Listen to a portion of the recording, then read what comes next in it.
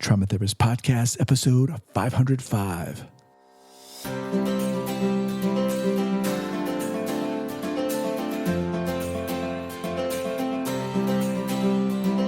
All right, guys, welcome to the Trauma Therapist Podcast. My name is Guy McPherson. My mission is to raise awareness of trauma and to support new trauma therapists just starting out on their trauma-informed journey. I do that through this podcast and my membership community, Trauma Therapist 2.0. If you're a therapist of any kind, interested in learning about trauma, and you're looking for support and inspiration, I invite you to check out Trauma Therapist 2.0 by going to traumatherapist2.com. That's traumatherapist, the number 2.com. All right, let's get started. All right, folks, welcome back to the Trauma Therapist Podcast. I am super excited to have with me today Catherine Sims. Catherine, welcome. Thank you. Thank you so much. All right. So Catherine's 10 plus year career has afforded her the opportunity to develop integral clinical and administrative skills, a clear ethical code, strong cultural competency, and a supervisory style that is supportive, collaborative, and strength-based. She started her career working in social services, landed an international position in Saudi Arabia as a psychology instructor, found her way to Washington, D.C., and recently she's in Portland, Oregon. We'll talk about that a little later. Catherine strongly believes that trauma-informed care is underrepresented and that awareness and understanding need to be spread and taught. Awesome. Well, welcome once again. Thank you. All right. So where are you from originally? I'm a bit of an Army brat, as they like to say. My parents are both in the service. I ultimately went to high school and finished out my early education in Pennsylvania. Oh, nice. Okay. Yeah. So a little bit of all over. I used to live in Pennsylvania as well. Yeah. Yeah. All right. So let's dive in here. What, one of the things that obviously in your bio that intrigued me is you feel trauma-informed care is underrepresented, needs to be taught and spread and so forth. But before we get there, how did you get here into this field with this interest and so forth? Tell us that story. Yeah. So I think it started with my mom. My mother is a nurse and spent the majority of her career in trauma work. And back in the 80s, when it was like kind of acceptable to bring your kids around, I would hang out in the nurses' station where she worked. Wow. And so had sort of an exposure to kind of chaotic, sort of seemingly traumatic environments for those people that were coming into the hospital. And I used to just really sit and kind of talk with them. It was always a very comfortable space for me. When I got a little bit older and kind of had to figure out what was next, I actually started off wanting to be a nurse or a physician assistant. Quickly realized I'm terrible at chemistry and also realized— You and me both. Yeah. Also realized that I was actually much more interested in what sort of the internal process was that was going on with people. I was a certified nursing assistant for a brief period of time and, found myself asking more questions about how they were doing on the inside while I was drawing blood or putting a cast on somebody. And, you want that person to be focused on what they're doing. And that ultimately led me to my graduate degree in psych with a specialty in trauma, since that was an area that I was comfortable with. Wow. Yeah. When I started looking for trauma programs back in 2006, there really wasn't a lot. That language really was not kind of at the forefront of people's minds. There was one in Massachusetts. There was an equestrian-based trauma program in North Dakota. A couple of those. I'm so happy now. Here we are, almost 15 years later, to see that is a term that most people at this point are familiar with. Where did you do that educational work? Chestnut Hill College in Pennsylvania, actually, cool. Just outside Philadelphia. Okay. Wow. Interesting. So, all right. So keep going. So you go through that program. Yeah. So I went through that program, did my first kind of clinical experiences in social services. I worked in a juvenile delinquent facility that was sort of a live-on campus, had a school, had, all kinds of stuff. Worked in the shelter system. It was a trauma shelter system, and then stayed in social services for a few years after graduation, working with people who were either on probation or who were working to reunite their families together. I stayed in that for a few years and then had an opportunity that kind of popped up out of nowhere, even though I like to say I put it out there to happen. But popped up out of nowhere that led me to Saudi Arabia for a few years and sort of stepping away from clinical work. And I got much more into education in that position. And when I came back from that position, I finished up my licensing process in DC, where my family was living at the time. And then ultimately sort of started my own practice from there. So you said, your mom was a nurse, you were hanging out there and around that chaotic environment. Yeah, I'm kind of curious, Catherine, when you got into school and started learning about trauma and began having some experiences with clients and so forth, it is a different environment, right? Just with medical trauma as opposed to psychological trauma. What was that like for you, hearing these stories, being around that specific environment? Initially, what was it like for you? I initially, it actually felt very comfortable. I think that my experience with my mom and just seeing how she responded, because, they are very different, but some of the things are really similar that I took away from her that I think ultimately helped pad that experience for me. For example, I learned pretty quickly through her that a sense of humor was something that was really helpful for people occasionally, right, in the right time and place, but that it was also helpful for the first responders and for the caregivers. And so I went into it with a pretty solid kind of framework almost for what to expect, reactions to kind of happen in my body and in my mind.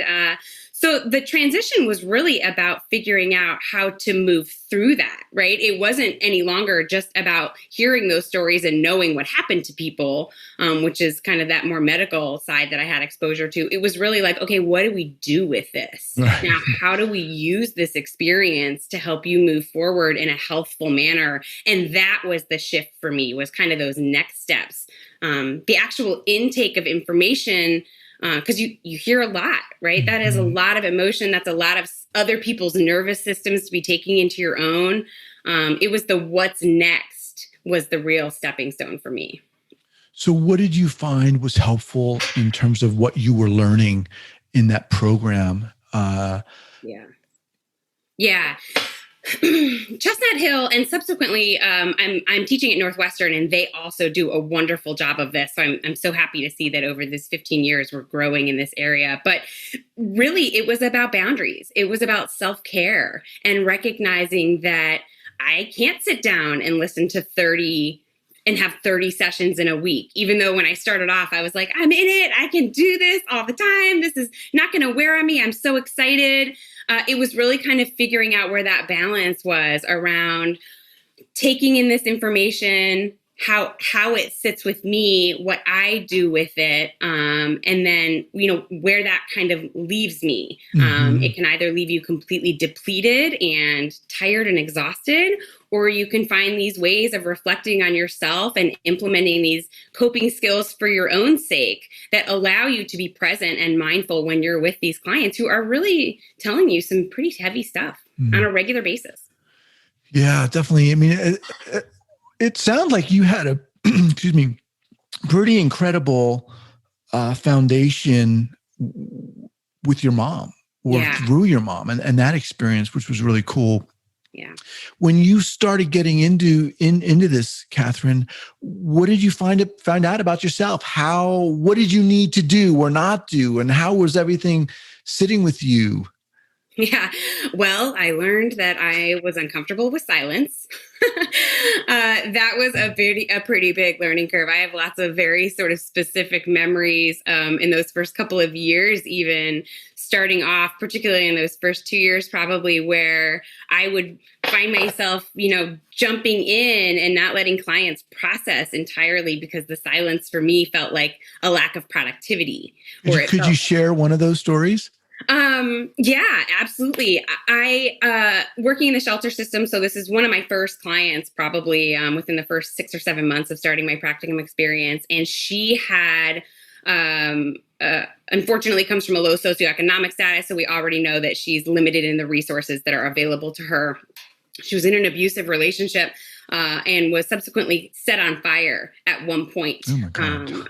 And walked her children to a police station while she was in pain, trying to get some help. And she told this story, and I jumped forward. I didn't let the silence happen at the end of sentences.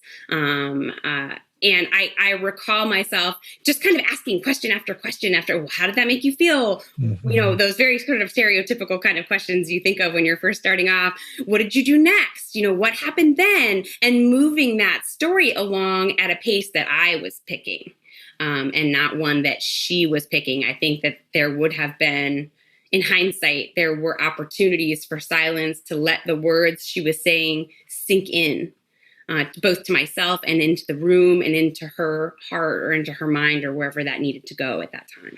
I mean, I think a lot of us listening to this could identify with that, and also even, kind of extrapolate and speculate as to what it was about the silence that made you feel uncomfortable. But was it that you say more about what it was specifically about the silence? I think I just didn't know at the time that it was important. I think I just didn't recognize that silence, while for me is just a lack of words going on, for her, it was room to breathe. It was room to let that out. A second part of that story is I brought that into a supervision class that I had, and my instructor for that class also happened to be the dean of our program. So I was kind of intimidated by him in general. Wonderful professor, Dr. Borsos. And I brought that into class and I told the story, and he said, well, how did it make you feel? And I go, well, I felt bad that she'd had to do that. And he goes, no, how did it make you feel? And I'm like, okay, well, I felt like that must have been a really hard situation. And I think that in hindsight, I can kind of recognize that maybe that silence was me being sort of afraid to connect to what she was feeling, because it was so huge.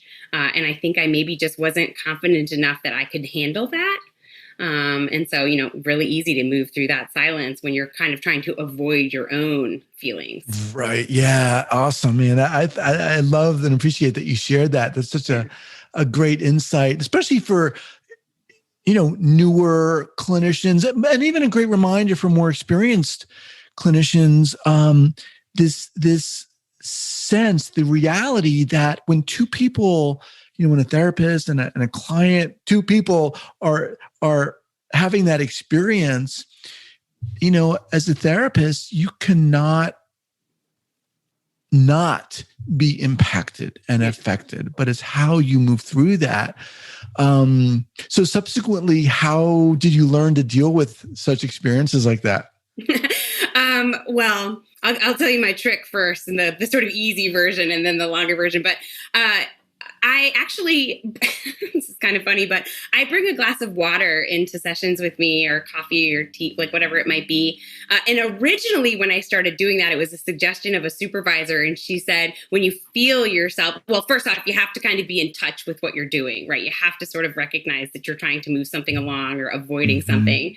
She said the second thing you could do is take a drink of water, slow yourself down a little bit. Don't let those words come flying out of your mouth, and take a second. And that's actually what it did. It was a really good coping skill for me. It slowed me down, kind of gave me actually something to sort of focus on in the meantime. We do that with clients who have all sorts of struggles. So that was originally kind of the behavioral component for me, slowing myself down. The other part of that was really just going to my own supervision and vocalizing it and talking about it and being able to link the fact, like in this example, that I was avoiding silence because there was something else going on for me over here, and making that connection. It almost, for me, just allows that to be something that's in my awareness, and that I can adjust course and have more control than I let myself think I did during that initial sort of growth period. So I think that's just really what it is. It's just kind of, it was about first kind of getting that awareness under control, second, figuring out how to prevent it maybe from just flying out my mouth, and third, really thinking about what I was doing and why I was doing that reflective piece. Right. Yeah. I could, as we're talking about this, I could feel my own uncomfortableness with initially with silence and so forth. And I don't know, for me, it just, I got this big image of a spotlight on me as the therapist. And, because I don't know, what I felt when I was talking, I was doing something, Right. And that absence of words just means I don't know what the hell I'm doing. Yeah. Yeah. So, all right. So you talk about what happened from there. When did you start getting into your own private practice and so forth? Yeah. So the trauma work really started at the shelter. That shelter system happened to be connected to a Salvation Army, sort of a Red Cross kind of campus. And I got involved with the disaster action team that was there. So it was doing crisis response, very similar to trauma work, but crisis is a little different. It's more of that immediate kind of first responder kind of stuff. So the trauma interest was already there. My graduate program had a trauma emphasis. That's kind of what the minor of my degree was that I walked out of there with. And I knew that I wanted to stay in that area. I knew that I felt very comfortable with that. I tell my students, it is equally as important to figure out who you want to work with and who you can work with as it is to figure out who you don't work well with, right? So during that process, I knew that I didn't want to work with couples. I knew that I didn't really want to work with younger people and children and adolescents. So I kind of honed in on, I like adults, I like the individual therapy, I like trauma.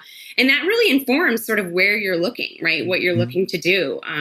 The private practice was not something I ever intended. I actually originally intended to work with soldiers and vets, having come from two military parents. I really thought that was an area that I could find a niche in. And at the time, this has changed a little bit, although not as much as I would like, but at the time, VA hospitals and services for veterans and people who were in the armed forces was really reserved for people who had a master's of social work or a doctorate of psychology. The master's of social work was considered the terminal degree for that.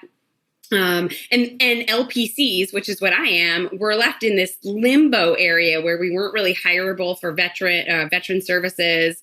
And so that left me in a little bit of a limbo. I ultimately ended up working for a private practice after I came back from working abroad in downtown DC. And I was working with the population I liked. It was trauma. I do a lot of work within the LGBTQ community. That's another area I'm really comfortable with. Unfortunately, those two communities go hand in hand a lot of time. Just based on experience. And the private practice was really born out of the fact that at some point you really realize people are making a lot of money off your services because they know how to do billing and they know how to do advertising and they know how to recruit clients. And I think at some point I just thought, I want to do that stuff. I want to be able to try that. I had never had a business class in my life, something that I feel now everybody should have to take. So I signed up for a small business workshop at a local college, George Mason University in Virginia, when I was out there, and got some tips and got some organizational kind of structure, and started with one client and rented 1 hour of office space a week, and ultimately sort of worked up from there, feeling more comfortable adding to my caseload. And then you kind of realize you have this opportunity to really tailor who you want to work with and the kind of work that you do, also then requiring you to be really aware of when it's appropriate to refer somebody out, when you might not be the best level of care for them or the best person to care for them, and just being comfortable with all those kind of working pieces. That's how I landed. That's how I landed in private practice. I'm currently teaching more than I am with private practice. When I moved to Portland about a year and a half ago, I was doing my practice full time and just teaching 1 or 2 classes. And when I moved here, I flipped that schedule around. So now I'm teaching a bunch of classes and seeing less clients. And I think that for me has just afforded me an opportunity to grow in a different direction, but also just take a step back. Client work is really hard and it takes a lot out of you. And after, like you read 10 plus years, I was ready to kind of go in a different direction a little bit at that point. And you're teaching at Northwestern University? Yeah. Okay. And where is that? Northwestern's in Illinois. They have an institute called the Family Institute, and they run a master's of counseling there. It's one of the only, well, it's probably changing now due to COVID and things like that, but it's one of the only credentialed master's programs for psych, clinical counseling that's around. And they have a wonderful a wonderful program that I've grown really connected to because they operate very similar to how I operate, that sort of reflective piece that I mentioned, and making sure that you're taking care of yourself as the clinician is a root pillar of that program. Mm-hmm. Do they have a trauma track or specialty, or? No, they don't. Okay. Guy. They offer, I actually teach, they offer a trauma class. Okay. And in a lot of their classes, I certainly know the ones that I teach, that trauma-informed piece, you just put in. It just goes in now, because, we can't avoid it. It is here, and I think the language will stay. So talking to you, Catherine, there's something, this is why I like doing this podcast, because I'm able to hone in. There's something about you that, you talked about your comfortability of being around in that environment of people who've been traumatized or crisis situations.